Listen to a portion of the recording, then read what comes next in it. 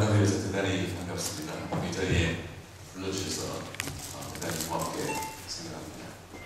오늘 여러분께 드릴 말씀의 제목은 한국경제 발전과 동반 생각입니다.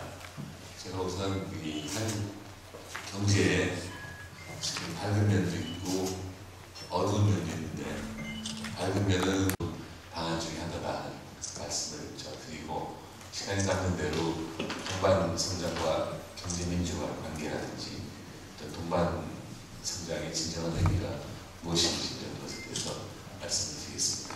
인기가 많지 않아서 밝은 면은 잘 밝히지 않는 것 같고, 어두운 것은 잘 볼 수 있습니다. 하나는 우리가 2008년에 이명박 대통령이 취임을 봄에 하셨습니다만, 그해 늦게 미국발 글로벌 금융위기가 닥쳐서 그 후로 지금까지 세계 경제가 늪에서 신체의 OECD 국가가 한 30개 정도 되는데, 그 중에서 플러스 경제 성장을 한 나라가 세 나라였습니다만, 그 중에 한 나라가 한국입니다. 한국하고 폴란드하고 호주였죠. 한국은 성장했습니다. 호주는 어떻게 보면은 자원을 팔아서 먹고 사는 나라이기 때문에 그들의 큰 노력을 안 해도 세계 경제가 불황이건 호황이건 잘 사는 나라고, 폴란드는 내수 위주 나라이기 때문에 외국 사장님들을 같이 안쓰럽게 생각할 수 있을 것 같습니다. 두 번째로는 최근에 일간신문에 만났습니다만, 우리가 50에 1인당 소득이 2만 달러가 넘는 나라는 세계에 7밖에 없습니다. 세계 역사상 인구 5천만 명이고, 동시에 1인당 소득이 미국, 일본, 독일, 영국, 프랑스, 이태리, 중에는 우리가 G7이라고 할 수 있다는 말씀이죠. 제가 주의가 부족해서 지난 6월 초에 캐나다에 외국인들은 저희들은 인구는 많지만 1인당 소득이 $10,000도 안 돼갖고 어떻게 세계 경제 질서를 논의하겠다는 얘기한 적도 있습니다만, 우리가 지금 5천만 인구에 $23,000 YTCH인데, 이런 기관들이 한국의 신용 등급을 일본이나 중국보다 같게 또는 더 높게 했습니다. 이거는 굉장히 큰 사건인데, 이것도 어떻게 보도가 되지 않습니다만, 이것도 한국 자랑거리가 한국 경제의 밝은 면이다 이렇게 생각합니다. 그러니까 OECD 국가 중에서 침체로부터 가장 먼저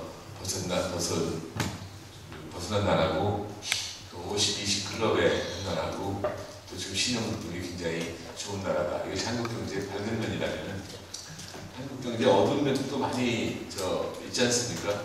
우선 생활이 너무 어렵다. 어려울 뿐만 아니라 여러분들 주택담보대출을 받을 때는 집값이 한 60% 정도 받지 않습니까? 지금 집값이 100원인데, 100원이라면은 아마 60원 나라 사람들이 가처분 소득 가지고 있는 게 그것은 155%가 되는 아주 높은 숫자입니다.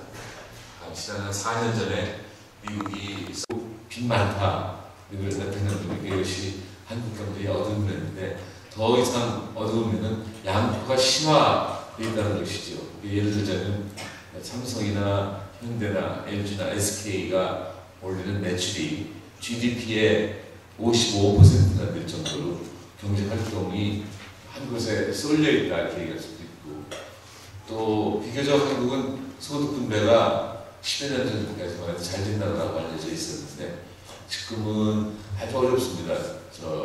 한 1970년부터 95년까지 25년간 가계 소득하고 기업 소득이 각각 연 8%씩 늘었습니다만, 지금은 기업 소득은 연 19% 늘어나는 데 비해서 가계 소득은 연 1%밖에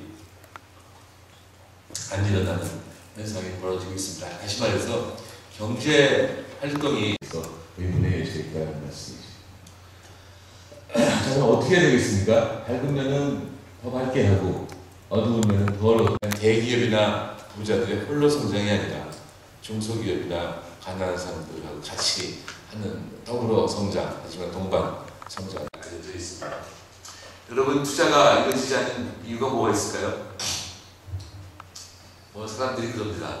규제가 너무 많다. 그러니까 돈이 중소기업으로 스무드하게 많이 흘러들어가고 유도하면 될 것인데, 제가 동반성장위원장을 하면서 제안한 그 기술개발도 하고 해외 진출도 하고 또 고용 안정을 위해서 쓸 수 있기 때문에 중소기업이 좋아지면 결국은 대기업이 좋아지지 않겠냐. 시혜적 차원이 아니라 보상적 차원에서 나는 말씀입니다.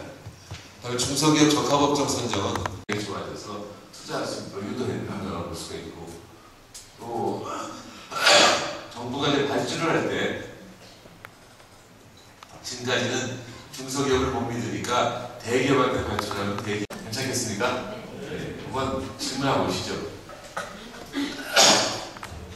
상당히 몇백 년에 걸쳐서 지금 왔잖아요. 근데 한국은 한 50년 동안 급성장을 이루었는데, 제가 이렇게 역사 공부를 하다 보면은 경제에 대해서도 그렇고 한국은 그 외국에서 실패하는 게 있음에도 불구하고 꼭 5년이나 1년이라도 잠깐 그 과정을 다 거쳐서 여기까지 오더라고요. 그 외국에서 실패한 거는 빼고 좀 좋은 것만 딱딱딱 꼽아가지고 우리는 이미 봤으니까 다른 나라에 실패한 거를 그렇게 갔으면 참 좋겠는데 그게 안 되는데, 또 이제 전 총리께서는 거기에 대한 어떤 방안이 있으신지 그거 하나 여쭙고 싶고요.